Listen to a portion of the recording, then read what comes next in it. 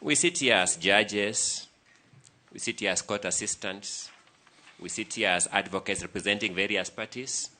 I don't know who among us, once we take away the cloaks of the official roles we play, was proud as a Kenyan observing these events as they happened. I don't know who among us was proud now putting on the cloak of citizenship to watch these events unfold at that pace. Fortunately for us, my lords, my ladies, we have a judiciary of Honorable Richard Mwongo that arrested this process in its tracks to give the Constitution a chance to roar.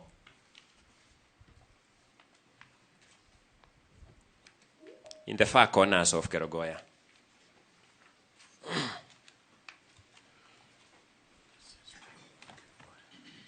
Fortunately for us, we have the judiciary of Honorable Chacha Mwita, His Lordship, that arrested this process to give the Constitution a chance.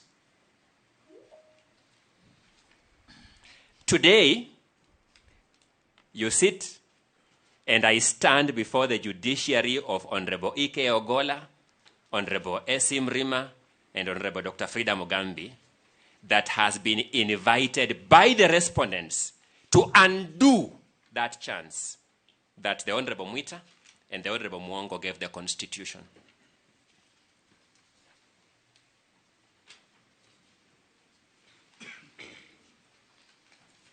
We don't begrudge them for that invitation.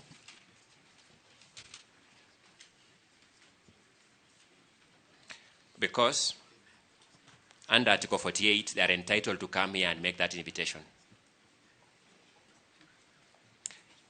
Our question is whether the judiciary of Honorable Ogola, Honorable Mrima, and Honorable Dr. Frida Mugambi will be baited by that invitation. That's our only question.